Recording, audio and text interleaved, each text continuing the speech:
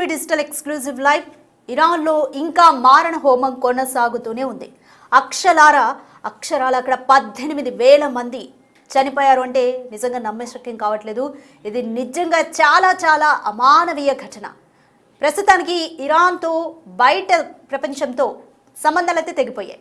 ప్రపంచంలో ఉన్న మిగతా అన్ని దేశాలతో కూడా సంబంధాలు తెగిపోయినట్లే చెప్పాలి. అక్కడ లోకల్గా వస్తున్న ఇన్ఫర్మేషన్ని బట్టి కొన్ని రిపోర్ట్స్ బయటకు వస్తున్నాయి. ఆ రిపోర్ట్స్లో మొత్తం 18,000 మందిని ఖమైనీ ప్రభుత్వం ఉక్కు పాదంతో అణిచివేసింది. 18,000 మందిని నిర్దాక్షిణ్యంగా కాల్చి చంపింది అన్న వార్తలు అయితే బయటకు వస్తున్నాయి.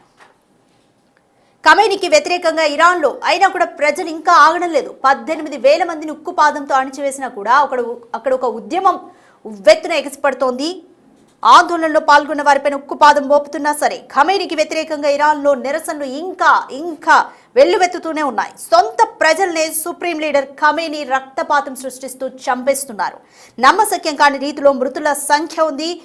అల్లర్లలో 18,000 మంది నిరసనకారులు మృతి చెందారు. 18,000 కుటుంబాలు మొత్తం కూడా ఇప్పుడు శోక సంద్రంలో మునిగిపోయాయి. మృతుల్లో చిన్నారులు, మహిళలు కూడా ఉన్నట్లు తెలుస్తోంది. డెడ్ బాడీలను గుట్టు చప్పుడు కాకుండా అంత్యక్రియలు జరిపిస్తున్నట్లుగా అక్కడ కొన్ని నివేదికలు బయటకు వచ్చాయి. ఇరాన్లో మారణ హోమం గురించి అంతర్జాతీయ మీడియాలో కథనాలు వస్తున్నాయి. మరణాల సంఖ్యను ఇంకా ఖమైనీ ప్రభుత్వం ధృవీకరించట్లేదు. కేవలం 3,000 మంది చనిపోయారు, 5,000 మంది చనిపోయారు అంటూ కట్టుకథలు చెబుతూ వస్తోంది. తప్పుడు ప్రకటనలు చేస్తూ వస్తోంది. ఇరాన్లో నరమేధంపై ముందే ట్రంప్ హెచ్చరించారు. ప్రపంచాన్ని కూడా హెచ్చరించారు. ఖమైనీ ప్రభుత్వాన్ని హెచ్చరించారు. అయినా అలాంటిది ఏమీ లేదంటూ ఇరాన్ సన్నాయి నొక్కులు నొక్కుతూ వస్తోంది. దీంతో ఇరాన్లో ఇంకా పాలన మార్పు జరిగి తీరాల్సిందేనంటూ ట్రంప్ తాజాగా ప్రకటించారు. సో ఇటీవల కొంత ఇరాన్ అమెరికా మధ్య ఉన్న టెన్షన్స్ తగ్గాయి. దీనివల్ల మార్కెట్లు కూడా అన్సర్టనిటీ అనేది కొంత తగ్గింది అన్నట్టుగానే భావించినా కూడా మళ్ళీ ట్రంప్ ఎప్పుడు దాడి చేస్తారో ఇరాన్ మీద తెలియని సిచ్యువేషన్ నెలకొంది. ఇప్పటికే యుద్ధ విమానాలు కూడా దుబాయ్కి తరలించారు. అమెరికా నుంచి ఇరాన్ మీద అటాక్ చేయడం కోసం అన్న వార్తలు కూడా వెలుగులోకి వచ్చాయి. అసలు ఏం జరుగుతుంది అన్న ఒక ఉత్కంఠ కూడా నెలకొంది. ఏమైనప్పటికీ కూడా ఇరాన్లో జరుగుతున్న దాన్ని ప్రపంచం అంతా కలిసి ప్రశ్నించాల్సిన సమయం ఇది. అంతర్జాతీయంగా ఏం జరుగుతుంది అన్నది చూస్తే ఐక్యరాజ్య సమితి కూడా దీన్ని ముక్తఖండంతో ఖండించింది. అయినా కూడా ఇరాన్లో మారణ హోమం ఆగడం లేదు. ఖమైనీని గద్దె దించాల్సిందే అంటూ నిరసనకారులు పెద్ద ఎత్తున నిరసనలు అయితే తెలుపుతున్నారు. తమ ప్రాణాలు పోతున్నా కూడా వాళ్ళు ఏమాత్రం వెనక్కి తగ్గకుండా తమ ప్రాణాలు అర్పించైనా సరే దేశాన్ని కాపాడుకుంటామన్న రీతిలోనే నిరసనకారులు ఉన్నారు.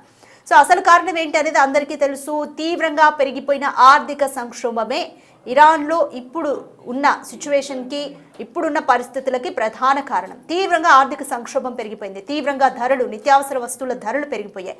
అక్కడి ప్రజలు భరించలేకపోయారు.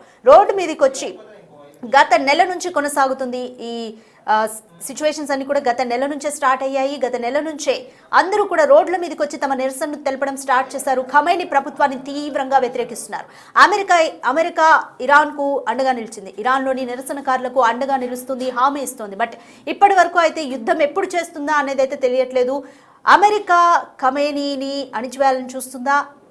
ఇరాన్పై విరుచుకుపడి ఖమైనీ ప్రభుత్వాన్ని అణిచివేయడంలో అమెరికా మొత్తం ఇదే తన హస్తంలోకి తీసుకుంటుందా? ఏం జరుగుతుంది అన్న ఉత్కంఠ అయితే ఒకటైతే కొనసాగుతుంది.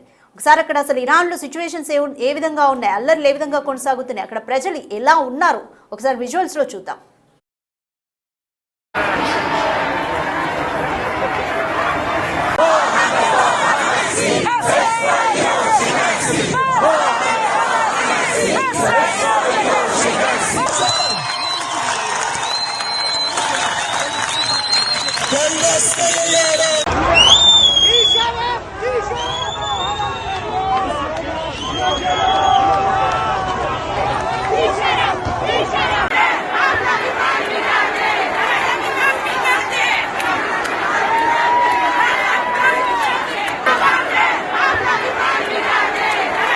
ఖమైనీకి వ్యతిరేకంగా ఇరాన్లో అయితే నిరసనలు వెల్లువెత్తుతూనే ఉన్నాయి. ఈ అల్లర్లలో 18,000 మంది నిరసనకారులు మృతి చెందినట్లుగా అయితే అక్కడ నుంచి వస్తున్న వార్తా కథనాల ప్రకారం అంతర్జాతీయ మీడియాలో కూడా కొన్ని కథనాల ప్రకారం అయితే తెలుస్తుంది. నిజంగా అక్కడ 18,000 మంది చనిపోతే సీక్రెట్ గా అందరినీ కూడా ఖండన చేస్తున్నారు అన్న వార్తలు కూడా బయటకు వస్తున్నాయి. బట్ ఇరాన్ ప్రభుత్వం మాత్రం, ఖమేనీ ప్రభుత్వం మాత్రం దీన్ని ఎక్కడ ధృవీకరించట్లేదు. కేవలం 3,000 మంది చనిపోయారు, 5,000 మంది చనిపోయారు అంటూ కట్టుకథలు చెప్తూ వస్తుంది.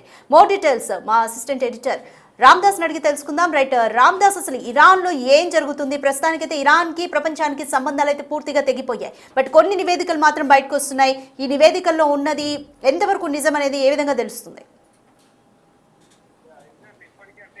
ప్రభుత్వమే అధికారికంగా ప్రకటించింది 500 మంది తమ సైన్యంతో పాటు 5,000 మంది ఈ ఆందోళనలో చనిపోయినట్టుగా చెప్తుంది. కానీ అంతర్జాతీయ మీడియా కథనాలు ఇచ్చిన రిపోర్ట్స్ నివేదికల ప్రకారం ఇప్పటికే వేల సంఖ్యలు దాదాపు 15,000 నుంచి 18,000 మంది వరకు మృత్యువాత పడ్డట్టుగా తెలుస్తుంది. ఇది దారుణ మారణకాండగా చెప్పవచ్చు. ఇటీవల కాలంలో కొనసాగుతున్న ఈ అల్లర్లు ఏవైతే ఉన్నాయో ఇవి ఇరాన్ ప్రభుత్వం చాలా కఠినంగా అణచివేసిన పరిస్థితి. ఎందుకంటే ఎక్కడికక్కడ ఇంటర్నెట్ బ్లాక్అవుట్ చేసి పూర్తిగా విద్యుత్ నిలిపివేసి ఆందోళనలు ఉక్కుపాదంతో అణచిన పరిస్థితి కనబడుతోంది. అయితే ఈ ఆందోళనలు డిసెంబర్ 28న ప్రారంభమైన ఆందోళనలు ఇంకా స్టిల్ కంటిన్యూ అవుతూనే ఉన్నాయి. కానీ మొన్న అంటే ట్రంప్ కాస్త వెనక్కి తగ్గి స్టేట్మెంట్ ఇవ్వడం, ఇప్పటికైతే దాడికి సంబంధించిన అంశాన్ని విరమించుకున్నామని చెప్పడంతో ఒకవైపు ఇరాన్ లో అంటే చాలా మంది గంపెడాశ పెట్టుకున్నారు. ట్రంప్ కనుక సైనిక చర్య తీసుకుంటే ఖచ్చితంగా తమకు మతాధికారుల పాలన నుంచి విముక్తి దొరుకుతుందని ఆశించిన అందరికీ కూడా ఇప్పుడు ఒక రకంగా భంగపాటని చెప్పాలి. కానీ తాజాగా వస్తున్న నివేదికల ప్రకారం మళ్ళీ ట్రంప్ ఏ క్షణమైనా ఏ నిర్ణయం తీసుకోవచ్చనే వస్తున్న వార్తల నేపథ్యంలో ఇప్పుడు మళ్ళీ ఈ అంశం చర్చనీయాంశంగా మారుతుంది. ట్రంప్ దానికి తగ్గట్టుగా మళ్ళీ ఒక స్టేట్మెంట్ కూడా ఇచ్చాడు. ఖమేనీ పాలన అంతం కావాలి, నాయకత్వం అవసరం అంటూ ట్రంప్ చేస్తున్నటువంటి సంచలన కామెంట్స్ మళ్ళీ ఏ క్షణమైనా ఇరాన్ పై అమెరికా దాడి జరపొచ్చనే వార్తలు కూడా మళ్ళీ వినిపిస్తాయి. ఎందుకంటే మొన్ననే అంటే ఇరాన్ చుట్టూ ఉన్నటువంటి ఎయిర్ బేస్ ఖతర్ కావచ్చు, ఇటు జోర్డాన్ కావచ్చు, కువైట్ కావచ్చు, అలాగే ఈజిప్ట్ కావచ్చు, మిగతా ప్రాంతాల నుంచి ఏ ఎయిర్ బేస్ నుంచి అంటే ప్రధానంగా అల్ ఉదీద్ ఎయిర్ బేస్ ఏదైతే ఉందో ఖతర్ ప్రాంతం నుంచి ఎక్కువగా B-52 బాంబర్స్, అలాగే అక్కడ యుద్ధ విమానాలు, యుద్ధానికి ఇంధనం నింపే విమానాలు అన్ని కూడా సిద్ధంగా ఉన్నాయంటూ వార్తలు వచ్చాయి. ఇంకా ఏ క్షణమైన దాడి జరగొచ్చట కూడా వచ్చాయి. కానీ అవన్నిటికీ తెరదించు అక్కడి నుంచి మళ్ళీ యుద్ధ విమానాన్ని వెనక్కి వెళ్ళిపోయిన పరిస్థితి. దీంతో కొంత ఇరాన్ ప్రజలు అంటే ఎందుకు ట్రంప్ మీద ఆశ పెట్టుకున్నారంటే మీరు ఆందోళన చేయండి, నేను మీకు మద్దతుగా ఉంటాను, ఎల్పీ గాంధీ అంటూ ఆయన ఇచ్చిన స్టేట్మెంట్ అది మరింత ఆశ్చర్యపోతుంది. దీంతో ప్రాణాలకు తెగించి ప్రభుత్వానికి ఎదురొడ్డి అక్కడ కొంతమంది పోరాడే పరిస్థితి. దాదాపుగా వేలాది మంది ప్రభుత్వానికి వ్యతిరేకంగా ట్రంప్ ఇచ్చిన ధైర్యంతో పోరాడాడు. కానీ ట్రంప్ మళ్ళీ వెనక్కి తగ్గడంతో ఒక ప్రజ్ఞ వాళ్ళంతా హతాశులైన పరిస్థితి. కానీ ఇప్పుడు ఈ అంతర్జాతీయ మీడియా కథనాల నేపథ్యంలో మళ్ళీ ఖచ్చితంగా ట్రంప్ ఏదో ఒక సాకుతో లేదా వంకతో చర్యలు తీసుకుంటారనే వాదనలు కూడా వినిపిస్తున్నాయి. ఏదేమైనా ఇరాన్ పై చర్యలు తీసుకునే నేపథ్యంలో మరోవైపు ఇరాన్ కూడా గట్టి హెచ్చరికలు ఇచ్చింది. అటు ఇజ్రాయెల్ పై అమెరికా ఎయిర్బేస్ లపై దాడి చేస్తామంటూ వచ్చిన వార్తల నేపథ్యంలో మరి యుద్ధాన్ని అయితే తాము కోరుకోవడం లేదు, కానీ ఖచ్చితంగా తమపై దాడి చేసి ఊరుకోమంటూ అటు ఇరాన్ వైపు నుంచి వస్తున్న హెచ్చరికల నేపథ్యంలో ప్రస్తుతానికైతే మరి ఇరాన్ పై మళ్ళీ అమెరికా దాడికి పూనుకోబోతున్నా, ఏం జరగబోతుందని మాత్రం ఆసక్తికరంగా మారుతుంది.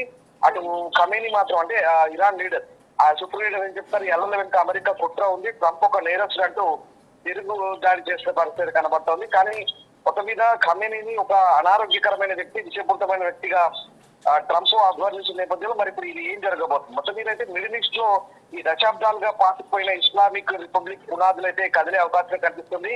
ఎందుకంటే అయతుల్లా అలీ ఖమేనీ నేతృత్వంలోని ఈ 37 ఏళ్ల పాలనకు సంబంధించి ముగింపు పలకాల్సిన అవసరం ఆచరణమైందంటూ అధ్యక్షుడు ట్రంప్ సంచలనం పిలుపునిచ్చారు. దీంతో ఇరాన్ లో కొనసాగుతున్నటువంటి అల్లర్లు, వేలాది మంది నిరసనకారుల మరణాల నేపథ్యంలో ట్రంప్ వ్యాఖ్యలు ఇప్పుడు అంతర్జాతీయ రాజకీయాల్లో పెను దుమారమే రేపుతున్నాయి. సో మొత్తం మీద ట్రంప్ ఖమేనీని ఒక సిక్ మ్యాన్ గా అభివర్ణించిన పరిస్థితుల్లో మరి మళ్ళీ చర్యలకు పూనుకోబోతారా, ఏం జరగబోతోంది, ఒకవేళ ఇరాన్ పై చర్యలు తీసుకుంటే కనుక ఎట్లాంటి పరిస్థితులు ఉంటాయని మాత్రం నిజంగా ఆందోళనకరంగా మారుతుంది. ఎందుకంటే ఇప్పటికీ ఇరాన్ లో వేలాది మంది, ఒకసారి మనం ఆ దృశ్యాలు చూస్తే ఇంటర్నెట్ బ్లాక్ అవుతారు తర్వాత అక్కడ వీధుల్లో ఏం జరుగుతుందో, అక్కడ దేశంలో ఏం జరుగుతుందో కూడా బాహ్య ప్రపంచానికి తెలియని పరిస్థితి. సో వేలాది మంది మృత్యువాత పడ్డారు.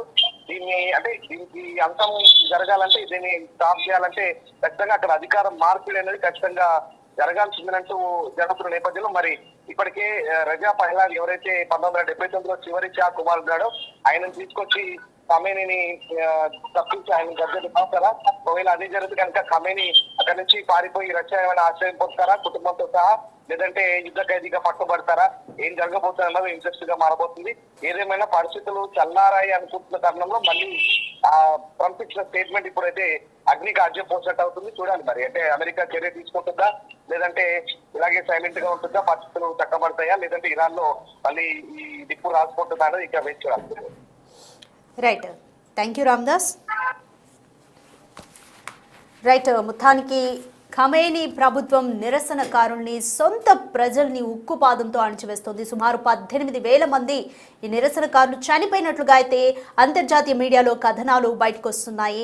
ఖమేనీ ప్రభుత్వం కూడా అంతర్గతంగా ఈ విషయాలన్నీ బయటపడకుండా ఉండేందుకు తీవ్రంగా ప్రయత్నిస్తున్నట్లు అర్థమవుతుంది. వారందరినీ కూడా చనిపోయిన వారిని గుట్టుచప్పుడు కాకుండా ఖననం చేస్తున్నట్లుగా కూడా అర్థమవుతుంది. సో ఐక్యరాజ్య సమితి కానీ మిగతా ప్రపంచ దేశాలు కానీ దీన్ని ప్రశ్నించాల్సిన అవసరం ఖచ్చితంగా ఉంది. ఆల్ ఐస్ ఆన్ ఇరాన్ అనేది మీరు కూడా ఒకసారి గమనించండి. ఏం చేయాలి ఇరాన్ విషయంలో అనేది కూడా, ఏం జరిగితే బాగుంటుంది ఇరాన్ విషయంలో ఐక్యరాజ్య సమితి కానీ అలాగే మిగతా ప్రపంచ దేశాలు కానీ భారత ప్రభుత్వం కానీ విషయాల పట్ల ఏ విధంగా స్పందించాలి అనేది కమెంట్ చేయండి. అలాగే ట్రంప్ ఏ విధంగా స్పందిస్తున్నారు, ట్రంప్ యుద్ధం చేసి ఖమేనీని బంధిస్తే బాగుంటుందా, ఏ విధంగా మీరు అభిప్రాయపడుతున్నారు, లేదా ఖమేనీ చేస్తుందే కరెక్టా, మీరు ఏం ఫీల్ అవుతున్నారు అనేది కమెంట్ చేయండి.